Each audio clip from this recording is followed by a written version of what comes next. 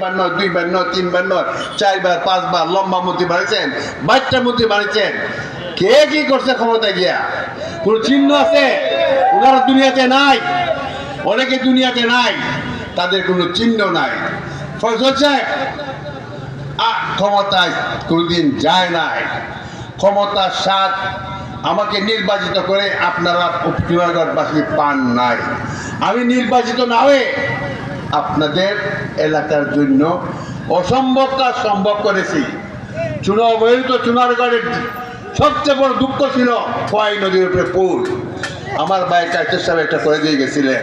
আর আমি এমপি মন্ত্রী না হয়ে ক্ষমতায় না গিয়ে একটা নয় দুইটা পুল করেছি, কাজে কিনে পুল করছি এবং রাতের বাজার পুল করছি। সত্য বলছি, চুনারগড়কে পৌরসভা করেছি। চুনারগড় পৌরসভা হয়েছে, কে করছে? হাসপাতাল করছি। আর ওই রাস্তাটা কিন্তু পশ্চিম দিকে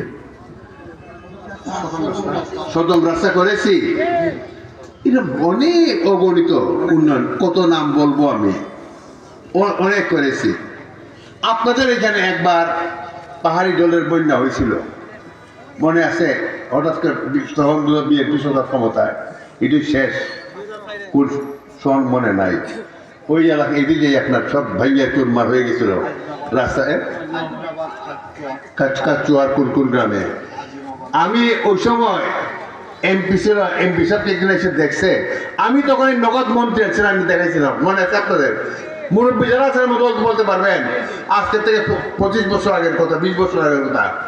যা আমি কিন্তু মন্ত্রী এর সঙ্গে সঙ্গে আপনাদের যে ক্ষতি হয়েছে, যে ক্ষতি আনিয়েছিলাম, এবং সঙ্গে সঙ্গে ওনার ইঞ্জিনিয়ার পাঠায় প্রয়োজনীয় যে ব্যবস্থা আপনাদের যে কীভাবে মেরামত করা, যে কীভাবে ভবিষ্যতে ওইসব বিপদ না আসে সেই প্রয়োজনীয় পদক্ষেপ ওনারা নিয়েছেন। আপনাদের চুনারগড়ে আমি এখানে মধ্যে আপনাদের সম্মানিত করেছিলাম। আরেকবার খন্দকার মুশাররফ সাহেব, উনি এখনো আছেন বিএনপির স্ট্যান্ডিং কমিটির সদস্য, মহাসচিবের পরে ওনার স্টাফ, ওনাকে নিয়ে এখানে মিটিং করছে আপনার রেল লাইনের কাছে, মনে আছে? আরে যুবক, তোমরা তো কিছুই জানো না, মুরব্বীরা জিজ্ঞাসা করো। ফয়সল সাহেব তোমাদের এলাকাকে অত্যন্ত সম্মান করে, অত্যন্ত মূল্যায়ন করে, অত্যন্ত আপন মনে করে। তোমরা হয়তো অনেকে ছিল না। এবার আর তো আমার ছেলে স্টেশন পাইতো, এখন তো আরো চিনবা না, এখন তো আরো চিনবা না আমাকে।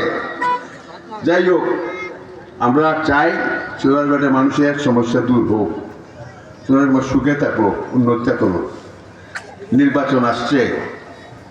নির্বাচন আসছে ফেব্রুয়ারি মাসে। আমার মনে হয় অনেক